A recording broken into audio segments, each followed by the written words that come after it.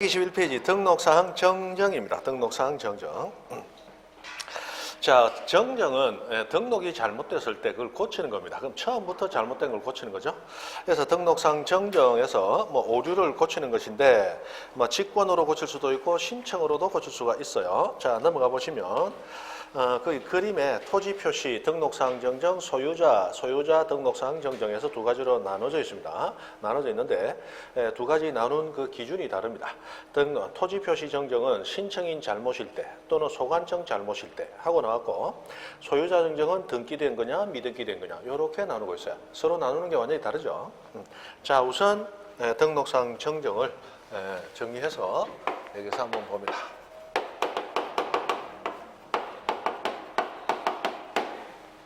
자, 우선 등록사항을 정정할 때 그것이 토지 표시가 잘못됐느냐 소유자가 잘못됐느냐에 따라서 정정 절차가 다릅니다. 자, 토지 표시는 소관청이 지적 국정주에 따라 스스로 정했어요. 그런데 소유자는 스스로 정했다. 등기부 소유자를 가져왔다. 등기부 소유자를 가져왔죠. 그래서 원래 이 토지 표시와 소유자가 정해지는 그 과정이 다르기 때문에 정정 과정도 같을 수가 없어요. 자, 그러면 토지 표시 정정할 때는 첫 번째 소유자가 신청으로 정정하는 경우도 있고, 두 번째 소관청이 신청 없이 알아서 직권으로 정정하는 경우가 있는데, 자, 소유자 신청으로 하는 정정은 일체 제한이 없습니다. 무슨 얘기냐? 뭐든지 잘못된 거는 신청으로 정정이 가능해요. 그러나 직권 정정은 사유에 제한이 있습니다. 법정 사유, 법이 정한 사유, 법정 사유 제한이 있습니다. 그럼 직권 정정은 아무거나 다 정정할 수 있다. 법이 정한 것만 정정할 수 있다. 법이 정한 것만 정정할 수 있어요. 그러면 직권 정정 사유에 해당할 때 신청 정정할 수 있느냐 없느냐? 있다 없다? 자, 답은 다 가르쳐 드렸어. 그러니까 사람은 공부할 때는 빨리빨리 갔다 오는 까제비 눈이 공부하는 눈은 최고라고 그랬죠. 요래 있다가 어디서 들은 것 같은데 휙 탁 돌아와서 그렇게 할 줄 알아야 된다. 자, 직권 정정 사유에 해당할 때 신청으로 정정할 수 있다 없다? 다시 한번 자, 기회를 더 드립니다. 자, 기회를 더 줄 때는 이유가 있어요. 자, 직권 정정 사유에 해당하는 것도 신청으로 정정할 수 있다 없다? 있다. 왜요? 신청 정정은 제한 없다 했잖아. 뭐든지 할 수 있다 했잖아. 그러니까 직권 정정 사유에 해당할 때도 신청으로는 정정할 수 있다. 신청 정정은 제한 없이 할 수 있다 했잖아요. 맞죠? 만약에 제한이 있다면 신청 정정, 직권 정정 사유 빼고 다 된다 이랬겠지. 맞죠? 다 돼요. 자, 그러면 소유자가 신청으로 정정을 하는데 이 신청 정정할 때는 기본적으로 정정 신청서 플러스 정정해야 됨을 증명하는 서류를 내면 되는데 그건 시험에 안 나와요. 안 나오고. 자, 정정의 결과 인접 토지의 경계가 바뀌거나 또 면적 변동이 있을 때, 자, 이런 좀 예외적인 이런 정정의 경우만 시험에 나오는데, 이때는 그 인접 토지 소유자의 승낙서가 들어와야 돼요.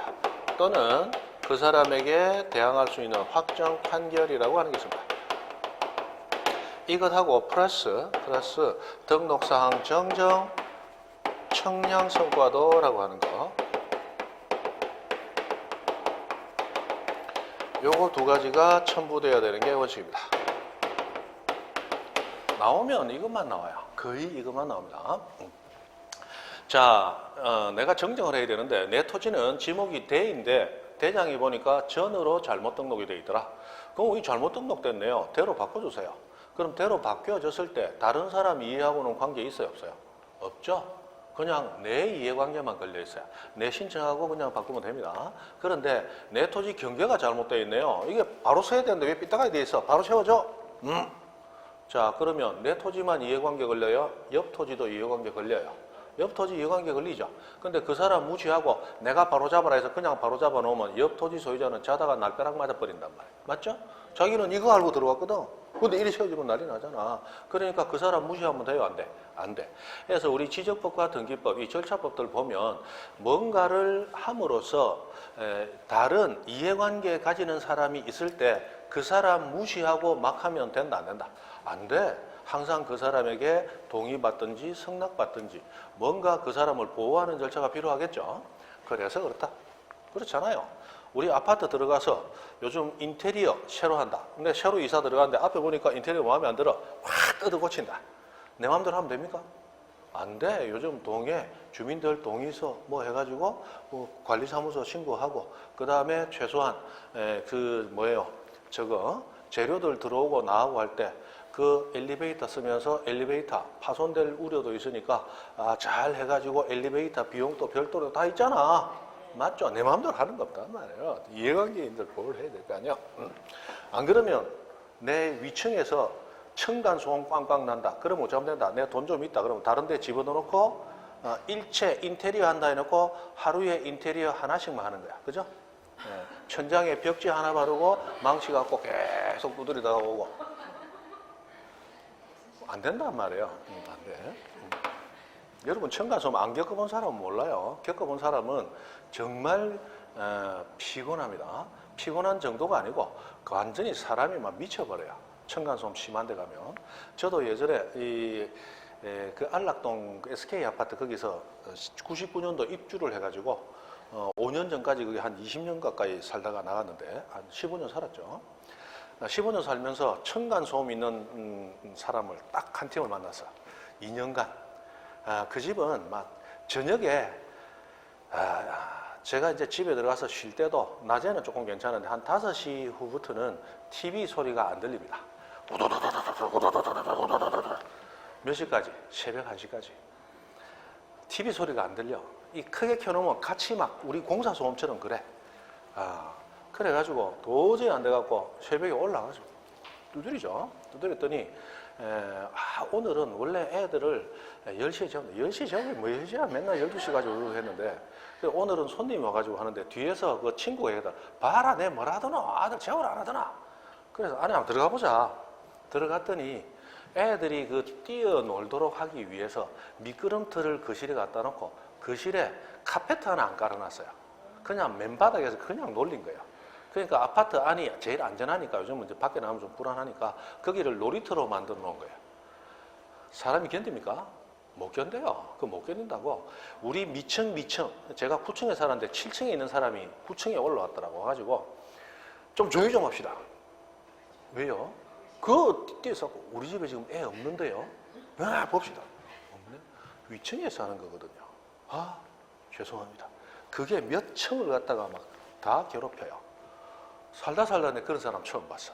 그래서 막 가가지고 몇 번을 막 고함을 지르고 막 뭐라 하고 그래 이사를 나갔습니다. 나갔는데 그 뒷사람 와서 6개월 동안 애들 둘이 있는데 엄청 조용하더라고. 그래서 우연히 한번 만났습니다. 그래 바로 위층에 이사 오셨죠. 아유 오랜만이네요. 했더니 사실은 하고 이제 몇 번 친해지고 난 다음에 앞에 이사 갔던 사람이 얘기를 해주는데 아래층 사는 사람 엄청 예민하고 지랄 같으니까 정말 조심하라고. 지가 잘못된 게 아니고 아래층 사람이 너무 예민하고 이상한 사람이다. 그런 거 같더라고. 그래갖고 아니요 애들 뭐 낮에 들어가서 또는 저녁에 한 9시 10시 우리 잘 때까지만 애들이 아무리 쿵쾅 안 거릴라 해도 어느 정도는 쿵쾅거리니까 그거는 이해를 하죠. 그렇게는 해도 돼요. 너무 애들 잡지 마세요. 우리도 애를 키우니까 알잖아요. 그 정도는 하거든. 저 같은 경우는 그거 당하고 나서 그 밑에 60cm 해가지고 거기 가면 온라인에서 그 한 장에 3만 얼마 파는 게 있어요. 그거를 수십 장을 사가지고 거실에 다 깔아버렸어. 애들 혹시나 그거 할까 싶어서. 와, 죽습니다.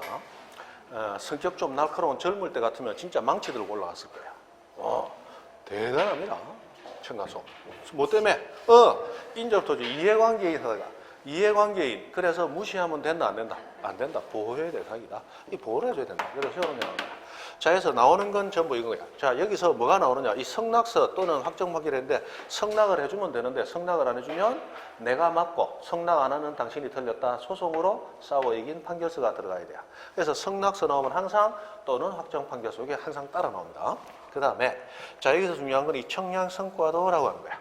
자 면적과 경계는 눈으로 보면 안다. 청량을 해봐야 안다. 청량을 해봐야 알죠. 그래서 증명하기 위해서 청량을 실시하고 그 청량의 결과로서 이 도면을 첨부해야 됩니다. 옛날에는 신규 등록할 때 청량해야 되겠죠? 분할할 때 청량해야 되겠죠? 등록 전환할 때 청량해야 되겠죠? 이런 거 청량을 하게 되면 청량 성과도를 신청서에 붙여서 같이 낸다 하던 때가 있었어요. 근데 지금은 신규 등록이나 등록 전환이나 분할 등 할 때 신청서 내지 청량 성과도 내라 얘기하지 않습니다. 지금 없어졌어요. 청량은 하지만 성과도를 제출할 필요는 없습니다. 그러나 인접 토지에 경계 면적 변동이 있는 정정을 할 때는 반드시 뭘 첨부해야 됩니까? 청량 성과도 첨부를 해야 돼. 옛날에는 여러 가지 경우에 청량 성과도 첨부한다가 다 있었는데 지금 다 없어지고 요거 하나 남아 있거든요. 그래서 연역적으로, 역사적으로 요거 하나는 남아있기 때문에 요게 특이하다라고 해서 시험에 요거 나오면 반드시 요걸 같이 묻습니다. 그래서 알아두셔야 돼요. 그 다음에 직권정정은 법정 사유로 제한된다라고 했는데, 자, 우리 122페이지 제일 위에 도표 한번 봅니다.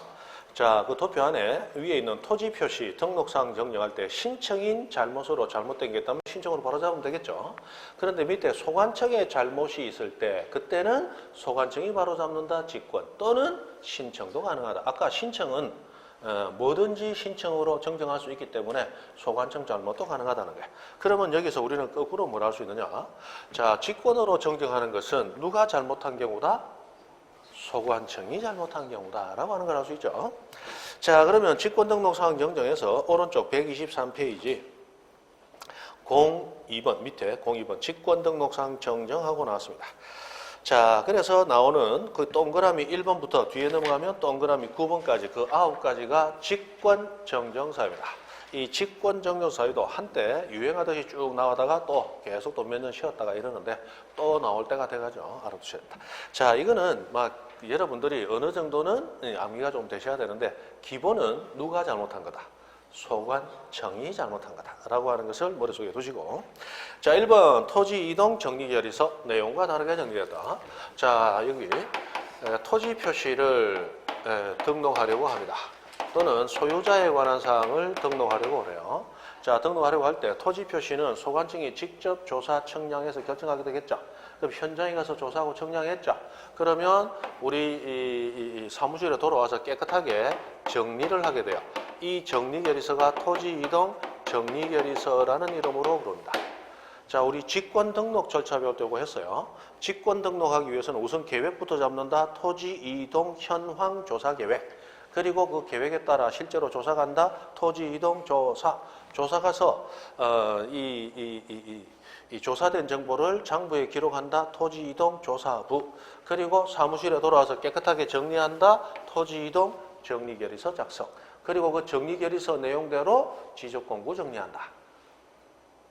했었어요. 오래돼서 이제 기억이 안 날 거예요. 돌아서면 까먹는데 벌써 얼마나 되는데. 자, 해서 요 정리결의서가 작성이 되고 소유자를 등록하기 위해서는 소유자 정리결의서라는 걸 따로 작성하도록 되어 있습니다. 그러면 이 정리결의서대로 지적공고 정리를 해야 되는데 정리결의서 누가 작성? 소관청. 그대로 정리 누가? 소관청.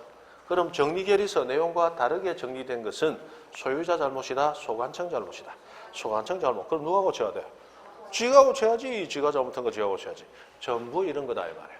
9가지 전부 보면 누가 잘못한 거다? 소관청 지가 잘못한 거다 라고 하는 거예요. 그 다음에 2번 지적도 및 임야도에 등록된 필지가 면적의 증감 없이 경계 위치만 잘못된 경우 하고 나왔는데, 자, 지적도 임야도 소유자가 만들어요? 소관청이 만들어요? 소관청. 그럼 경계 위치가 잘못됐다. 누가 잘못한 거예요? 소관청. 지가 고쳐야죠. 다만 여기서 자, 신청 정정은 제한이 없다 그랬어요. 직권 정정은 정하는 것만 직권 정정할 수 있다고 그랬어요. 그렇다면 신청으로는 할 수 있는데 직권으로는 할 수 없는 거 뭐 있을 거 아니냐 말이야. 맞죠? 그 중에 대표적인 것이 면적의 정감이 있는 정정은, 면적 정감이 있는 정정은, 요 정정은 신청 정정으로 할 수 있다 없다? 이거 배웠어요. 신청 정정 할 수 있다 없다? 신청 정정 할 수 있다 없다? 있다. 뭐든지 할 수 있다 했잖아. 소유자 신청으로는. 그러나 직권 정정에서는 아직 안 배웠어요. 그럼 여기 나왔다는 얘기는 직권 정정으로는 할 수 있다 없다? 없다. 비교하기 위해서 하는 거죠. 가장 대표적인 것이 면적의 정감이 생기는 정정은 소유자 신청으로만 가능하고 직권으로는 고칠 수가 없습니다. 면적 정감이 있다는 얘기는 토지 소유자의 재산권에 변화가 생긴다는 얘기죠. 그것을 직권으로 소유자 신청도 없는데 소관청이 알아서 면적 확 줄여줬다. 된다 안 된다? 안 된다. 그렇게 했다가는 그 다음날 가보면 구청 공무원들 어디서 일하고 있습니까? 어디서 일하기는 구청 불타버리고 있고 추워서 벌벌 떨면서 밖에서 일하고 있지. 맞죠? 그래서 면적 정감 안 돼요. 그래서 이번에도 보면 지적도 및 임야도에 등록된 필지가 뭐 없이 면적의 정감 없이 그 줄 쫙 꺼놓고 면적의 정감 없이 면적의 정감이 있는 것은 직권 정정 못한다. 경계의 위치만 잘못했다. 그때만 할 수 있습니다. 그 다음에 3번 공간정보 법률 개정에 의한 규정에 따라 면적 환산이 잘못된 경우 이런 말 나왔어요. 면적 환산.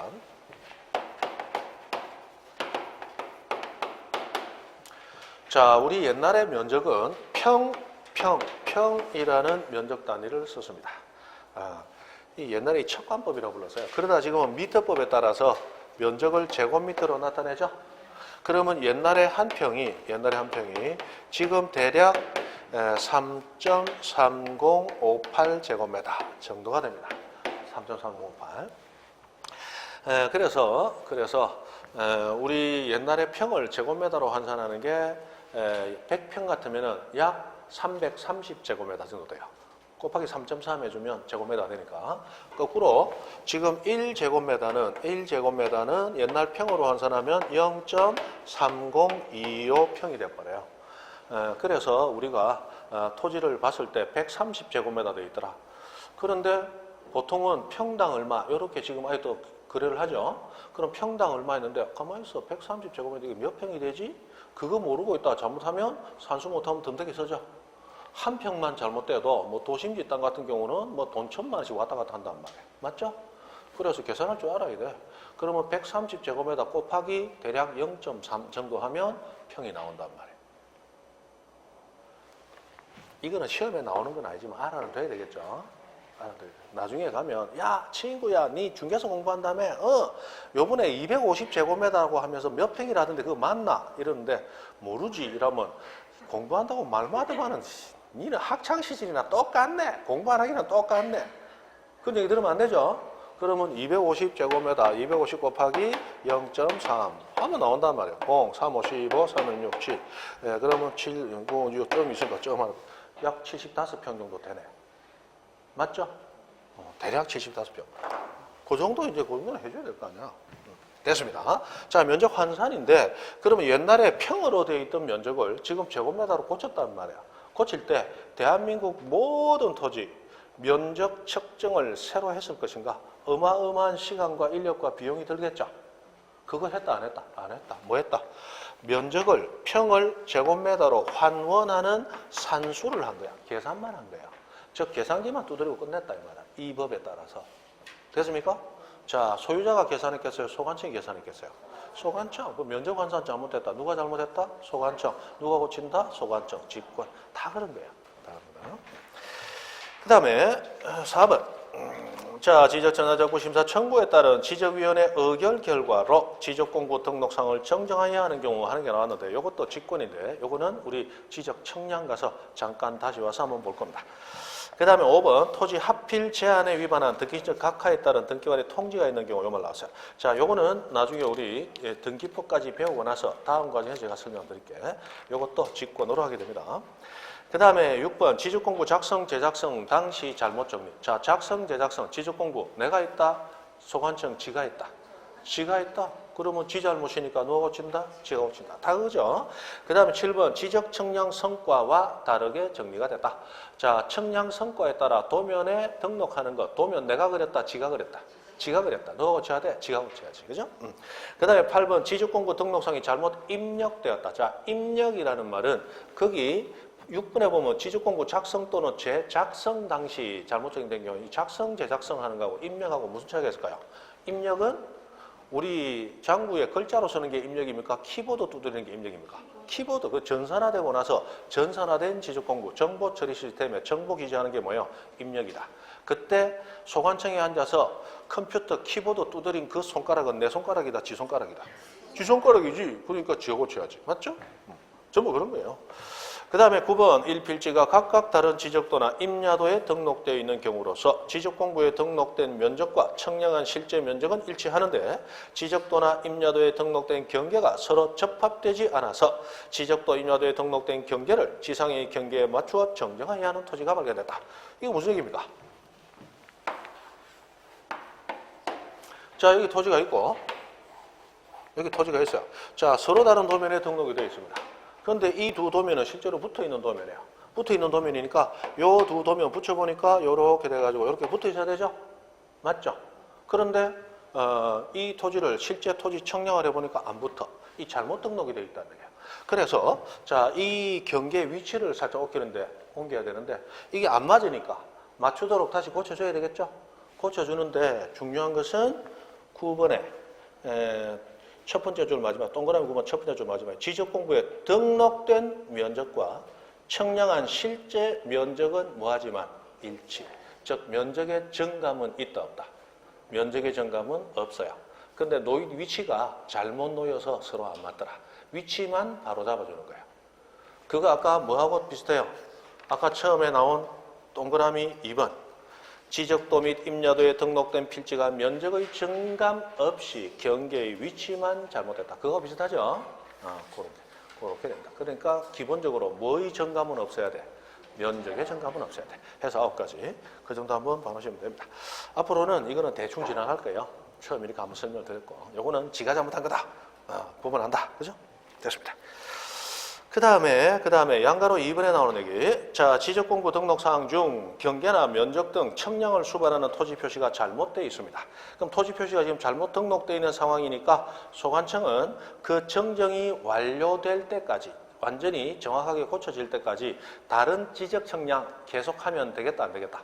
안 되겠죠. 왜냐하면 처음 게 틀어지면 다음 것도 계속 틀어질 가능성이 있으니까 일단 정지시킬 수가 있어요. 다만 잘못 표시된 그걸 정정하기 위한 청량은 당연히 할 수 있다. 당연하죠. 그 다음에 03 등록사항 정정 대상 토지에 대한 지적공부 관리라고 되어 있는데 여기는 그냥 한번 읽어보시면 됩니다. 읽어보시면 되고 자 오른쪽 04 소유자 정정하고 나왔습니다.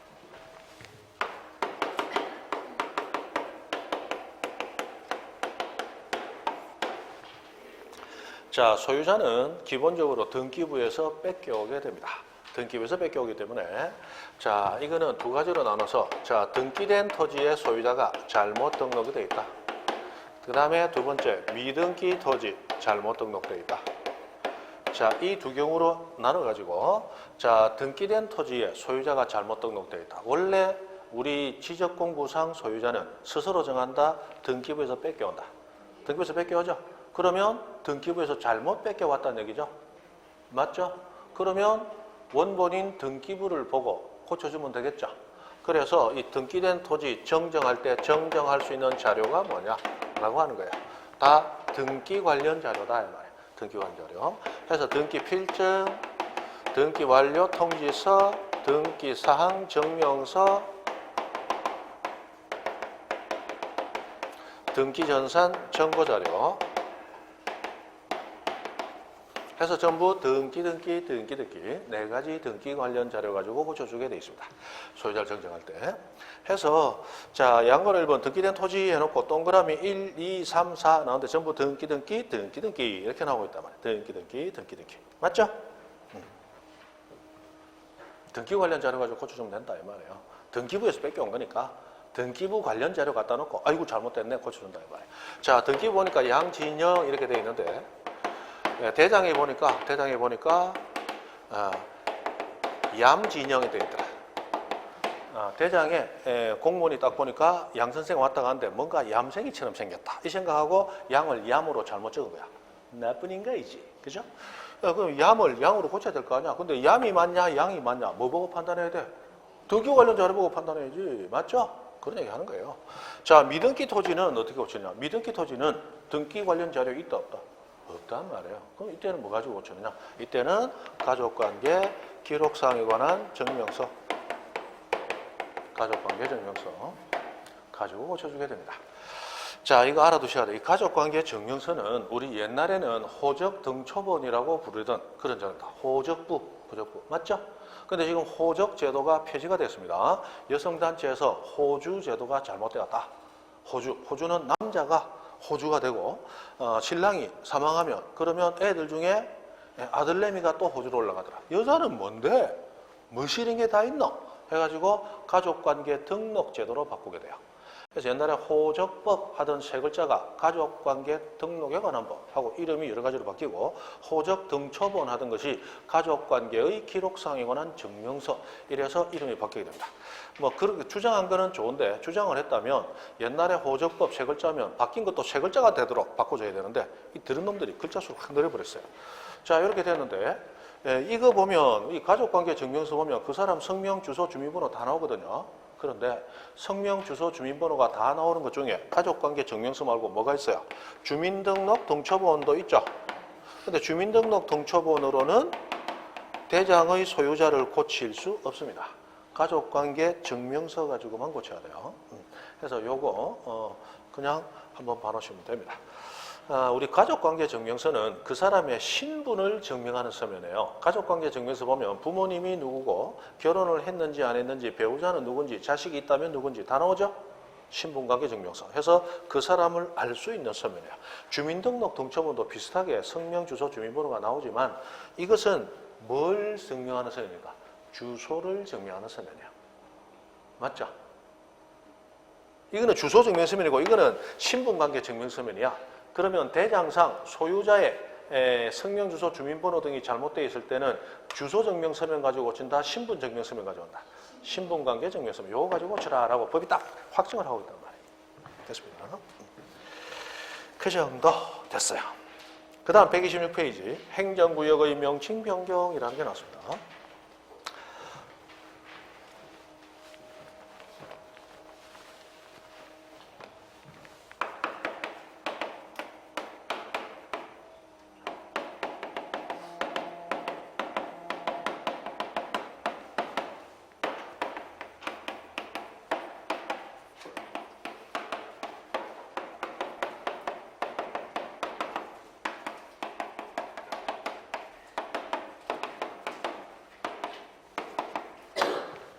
자, 행정구역의 명칭이 바뀌었어요. 이 명칭이 바뀌었을 때는 등기부든 지적공부든 그 기재는 안 바꿔도 당연히 변경된 것으로 봅니다. 변경돼서 봅니다. 그리고 언젠가 바꿀 때는 직권으로 변경할 수 있다. 직권 변경할 수 있다. 이렇게 돼 있어요.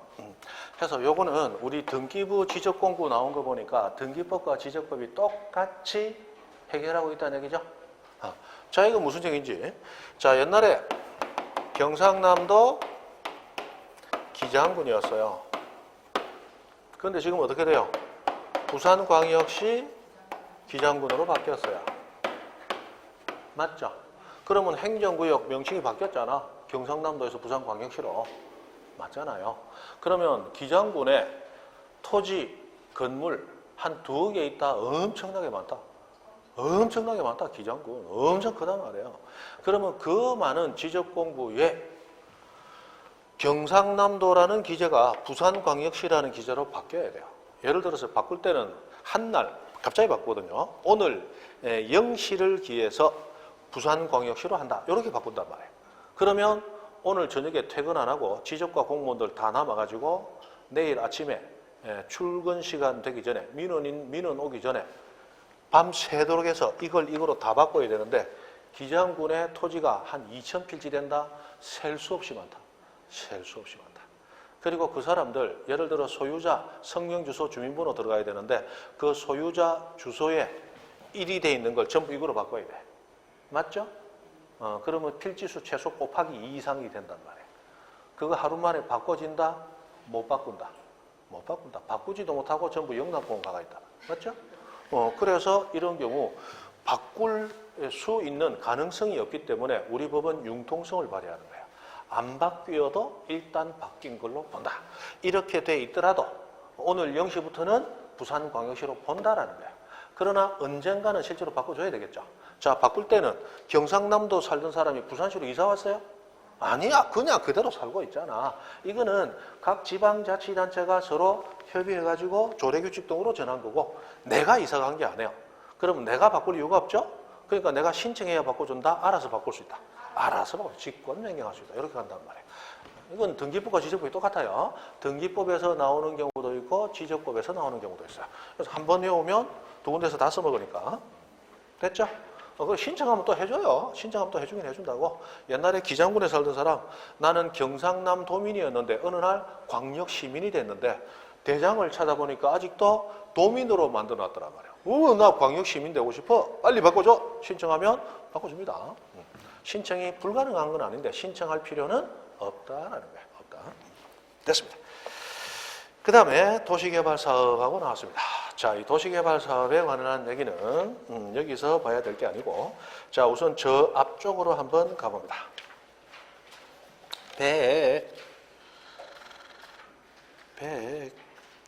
101페이지. 자, 거기서부터 시작을 해야 되는 겁니다. 101페이지 가보시면 02에 101페이지 토지 이동의 신청권자라는 부분 나왔죠. 토지 이동의 신청권자. 자, 우리 토지 이동 신규 등록부터 해서 바다로 된 토지 등록 말소까지, 자, 우리 축척 변경만 빼고 기본적으로 60일 또는 90일 이내 신청해야 한다 의무가 있었죠. 자, 누가 누구에게 신청해야 됩니까? 소유자가 어디에? 소관청에 신청해야 한다 하고 나왔어요. 그럼 토지 이동 누가 신청해야 됩니까? 소유자가 신청해야 되는 거야. 그게 이제 원칙이단 말이야. 예외적으로 소유자 아닌 사람이 신청할 수 있는 경우도 있더라라는 거예요. 그걸 지금 다루는 겁니다.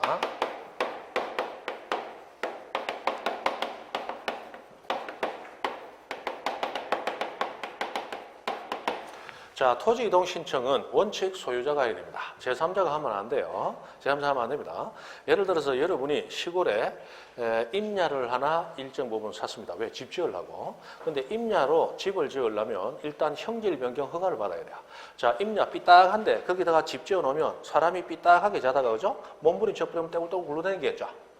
안 된다 말이야. 평평하게 땅을 깎아내고 절토된 부분에 흙이 또 밀려 내려오지 않도록 뭔가 제방등을 쌓아서 유지를 해줘야 돼요. 그 형질 변경입니다. 그 허가 받아야 됩니다. 돈도 따로 내야 돼요. 그리고 형질 변경 받아서 내가 건물 짓고 싶다. 그러면 지목이 바뀌죠. 그러면 개발이 되면서 지가가 상승하겠죠. 개발행위 부담금 해가지고 또 일정 액수를 또 갖다 바쳐야 돼요. 그리고 건축 허가를 받아서 건축을 하고 나서 준공검사 떨어지고 나면 그때 비로소 지목이 대로 바뀌면서 지가가 일약 상승하게 되고, 무슨 이해하죠? 돈이 그만큼 들었단 말이에요. 자, 그렇게 됩니다. 그래서 내가 돈 많이 들어가 겨우겨우 천신만고 끝에 임야에서 지목을 대로 바꾸도록 해놨습니다. 그런데 옆 임야 소유자가 질투를 해가지고 그 다음날 가서 다시 내 토지 지목을 대에서 임야로 거꾸로 탁 돌려버렸어요. 옆 토지 소유자가. 그러면 됩니까? 안 됩니까? 안 되지. 그러니까 그 토지에 대한 토지 이동 신청은 원칙 누구가 하는 거다? 소유자가 하는 거지 제3자가 못해요. 그러나 예외적으로 제3자가 할 수 있는 예외가 크게 두 가지가 있다는 거예요. 그래서 예외가 두 가지가 있는데 예외 1에서 나오는 게 대위 신청, 예외 2에서 나오는 게 특례 신청, 이런 게 있습니다. 자, 대위 신청은 요거는 시험에 나올 건 아닌데, 자, 원래 소유자 신청할 수 있어요. 그러나 이 사람이 신청하지 않는다면 제3자도 신청할 수 있다. 이게 대위 신청입니다. 여러분 민법에서 혹시 채권자 대위 이런 얘기 들으셨어요? 요번에? 자, 원래 채무자가 행사해야 될 권리인데, 채무자의 권리인데 채무자가 행사하지 않을 때 누가 대신? 채권자가 대신 행사할 수 있다. 그게 채권자 대위잖아. 자, 갑이라는 사람에게 을이 돈의 1억 빌려줬습니다. 그리고 을은 병한테서 돈을 1억 빌려받았어요. 자, 말하자면 병의 돈을 을은 1억을 빌렸는데 예를 들어 연이자 3%로 친한 친구한테 은행이자처럼 은행이자보다 더 낮네 빌렸어요. 그러니까 을은 갑한테 1억을 빌려주고 연이자를 6% 받기로 했습니다. 자, 그리고 나서 병이 을한테 돈 받을 날이 됐습니다. 자, 그러면 을은 병과의 관계에서 뭐 채무자죠. 을은 채권, 권리를 가지죠. 돈 줘, 요구할 수 있는 권리 있고 돈 줘야 될 의무가 있잖아요. 을병 관계를 보면. 맞죠? 자, 그래서 병이 을한테 가서 돈 줘 이랬더니 을이 돈 없어 이러더라. 실제로 주머니 까봐 하니까 주머니 돈이 있다 없다? 없지. 그 1억 어디 갔어요? 갑한테 가 있다니까. 맞죠? 있어요 없어? 없어. 그러나 을은 지금 없지만 갚을 의지만 있다면 갚을 수 있다 없다? 있다. 갑한테서 받아오면 되잖아. 을은 갑에게 권리를 가지잖아요. 돈 돌려줘. 갑은 을에게 줄 의무가 있잖아. 맞죠? 이때 병은 을이 돈 없어 하고 나한테 안 주고 지가 행사할 수 있는 권리를 행사하지 않고 있을 때 병이 채권자로서 채무자가 가지는 이 권리를 대신 행사하는 거. 이게 뭐예요? 채권자 대위단 말이에요. 채권자 대위는 채권자가 권리를 행사하는데 그 권리는 내 권리예요? 채무자의 권리예요? 채무자의 권리를 대신 행사하는 거. 그게 채권자 대위단 말이에요. 맞죠? 그러면 자 1억 돌려줘라고 채무자 스스로도 행사할 수 있지만 이 사람이 행사하지 않을 때는 이 사람의 채권자가 대신 행사할 수 있다. 그게 채권자 대위잖아. 그러면 원래 소유자가 자기 권리 행사할 수 있는데 소유자가 행사하지 않을 때 그 사람의 채권자가 대신 행사한다. 이거와 비슷한 게 채권자 대위. 이 대위단 말이에요. 대위는 원래 그 사람 신청할 수 있다. 안 한다면 제3자도 신청할 수 있다. 이렇게 하는 게 대위단 말이에요. 됐습니다. 그 다음에 특례 신청은 소유자도 신청하지 못한다. 라고 소유자 신청도 아예 막아버리는 거예요. 제3자만 신청 가능하다.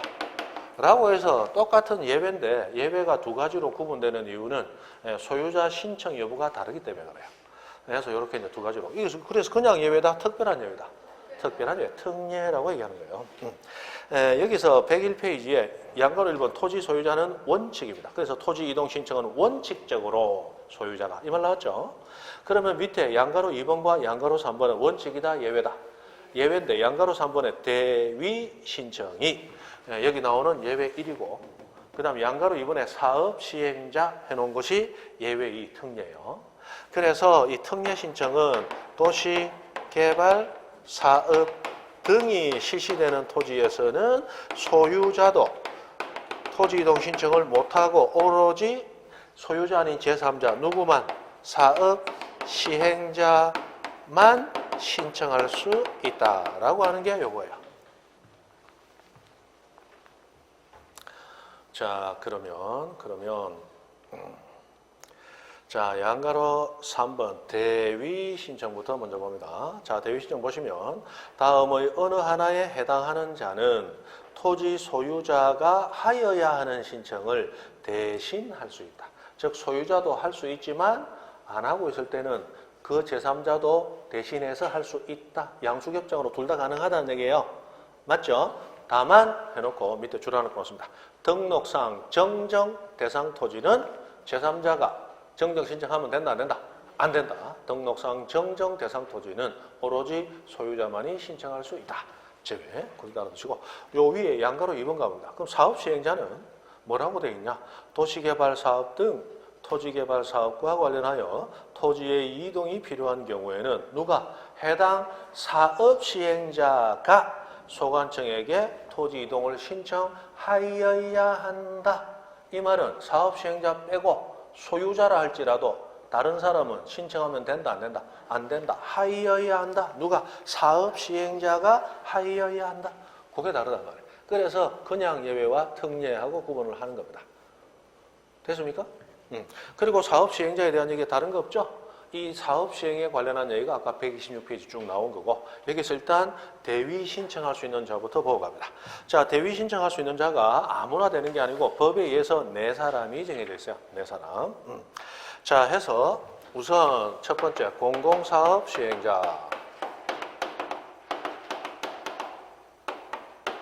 두 번째 국가 또는 지자체의 장, 행정기관장 또는 지자체의 장 하고 나와 있습니다.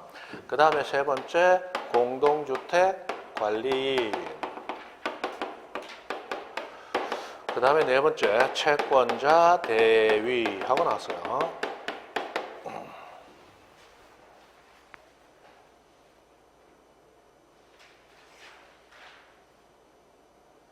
자, 해서 네 사람이 나왔습니다. 이 사람만이 소유자를 대신해서 신청할 수 있습니다. 다른 사람은 안 됩니다.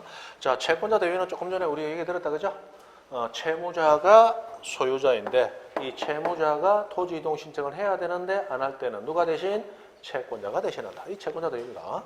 그 다음에 공공사업 시행자하고 나왔는데 자, 공공사업으로 인해서 토지의 지목이 바뀌었어요. 뭐로 바뀌었느냐? 자, 8가지가 나옵니다. 학철수, 유도, 구제천. 학철수, 유도, 구제천. 이거 어디서 한번 들어본 거입니까? 아닙니까?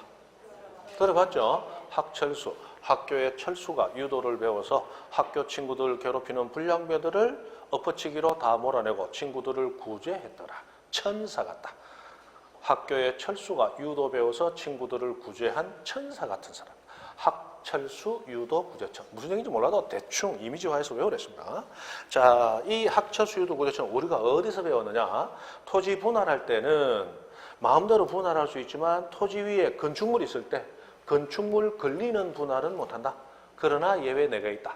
판공 또 했을 때 그 공공사업으로 학철수, 유도, 구제천의 지목으로 되는 토지. 그런 게 있었어요. 여기도 똑같이 학철수, 유도, 구제천.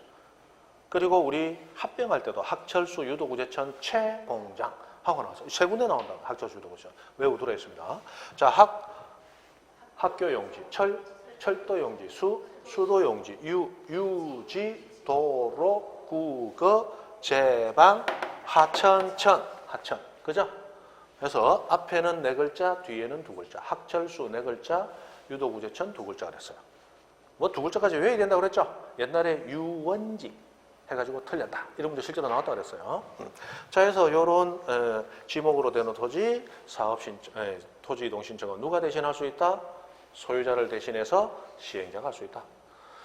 이거는 단순한 거예요. 자, 여러분이 시골에 언젠가 목돈이 되겠지 하고 땅 사놓고 저금하듯이 버려두고 있었어요. 그런데 어느 날 시골에 신도시 들어온다 하더라. 찾아보니까 내 토지 있는 그쪽이더라. 이야, 이제 내 노후는 자동적으로 해결됐죠. 노후 될 때까지 그냥 묵고만 살면 되겠죠. 그래가지고 있다가 가만히 있자. 학교도 들어오고 철도도 들어오고 도로도 새로 닦고 호수도 만들고 유지. 막 난리 났어. 내 토지가 그러면 어디쯤에 있을까? 상업지역이 되려나 주거지역이 되려나 하고 딱 떼가지고 개발계획도 가만히 보니까 내 토지가 학교 운동장이 되고 내 토지가 철도가 돼버리고 내 토지가 정수장이 돼버리고 내 토지가 호수가 돼버리고 내 토지가 도로가 됐어요. 자, 내 토지가 학교 옆에 있으면 떡볶이라도 팔아서 먹고 살 수 있고, 맞죠? 내 토지가 철도 옆에, 어디 역 옆에라도 있으면 거기서 찐빵이라도 팔아서 살 수 있는데 내 토지가 뭐가 됐어요? 학교 운동장이 되고 철도가 돼버렸다. 돈 벌었다, 망했다.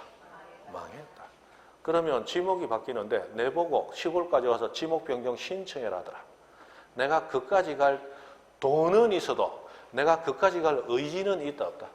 없다. 그러면 사업 진행돼요, 안 돼? 안 되니까 누가 대신? 시행자가 대신. 다 돈 안 되더라 이 말이에요. 소유자가 안 올 거 예상해서 해놓은 거예요. 다 보면 그런 거죠. 그 다음에 국가 지자체가 취득한 토지. 국가 지자체가 취득한 토지는 주인이 국가 지자체죠. 그런데 국가 지자체는 살아 움직이는 사람이에요, 단체예요? 단체야. 그러니까 살아 움직이는 장이 대신 해줘야 되겠다라고 하는 거예요. 국가기관, 행정기관장 또는 지자체장이. 그 다음에 공동주택관리인하고 나왔는데 이 공동주택 같은 경우 우리 1000세대 아파트, 예를 들어서 5000세대 아파트, 카이지 아파트 밑에 깔린 필지는 몇 필지? 한 필지. 우리 공동주택은 합병 신청 의무가 있잖아요. 그러면 5000세대가 있지만 5000세대 주민한테 물어보면 사시는 곳 주소가 어떻게 됩니까? 동호수 앞에는 전부 같은 번지 써. 한 필지다 이 말이에요. 맞죠? 자, 그러면 이 공동주택 필지에 대해서 뭔가 변화가 있다. 그럼 토지 이동 신청 소유자가 해야 된다. 소유자 몇 명? 5000세대 몇 명? 5000명. 5000명 다 모인다, 안 모인다? 안 모인다. 모일 수가 없지. 그러니까 누가 대신 해줘야 될 거 아니에요. 누가 한다? 공동주택 관리인이 한다. 관리인. 근데 관리인이 만약 없다면 이때는 공유자가 별도로 선임한 대표자. 이도저도 아니면 공동주택 사업 시행자가 공동주택의 토지 소유자들을 대신해서 신청을 합니다. 그럴 수밖에 없겠죠. 5,000명이 다 모인다. 있을 수 없어. 500세대 500명 모인다? 있을 수 없습니다. 제가 군대에 있을 때 한 중대에 병들하고 중사까지 다 합쳐서 한 40몇 명 됩니다. 40몇 명 되는데 중대장이 안 오면 패찍인다 해도 누군가 하나는 짱 박혀서 안 와요. 호부 50명도 안 되는 인간들이 두드려 패찍인다 해도 하나는 빠진다고. 5,000명, 500명이 모인다, 안 모인다? 안 모여. 그러니까 누가 대신 해줘야 될 거 아니야. 이 사람들이 한다. 이 말이에요. 그럼 채권자들이 넣겠습니다. 그죠? 그래서 요 네 사람, 외워두시면 되고, 요 사람 아닌 사람은 안 돼. 예전에 어떤 문제가 나왔느냐? 다음 중 대비 신청할 수 있는 자가 아닌 자는 지상권자. 없다, 지상권자. 됐습니다. 자, 그 다음에 거기 사업시행자하고 나서 여기 사업시행자, 도시개발사업도 사업시행자를 얘기하는데 그것만 끝났는데 이 도시개발 사업과 관련해서 해야 될 얘기들이 126페이지. 126페이지 제6절 도시개발 사업하고 나왔죠. 그 도시개발 사업 시행자를 앞에서는 간단하게 토지이동 신청자의 예외적인 자로만 소개를 했고 실제로 이 사업 신청과 관련한 구체적인 절차는 126페이지에서 따로 해놨다.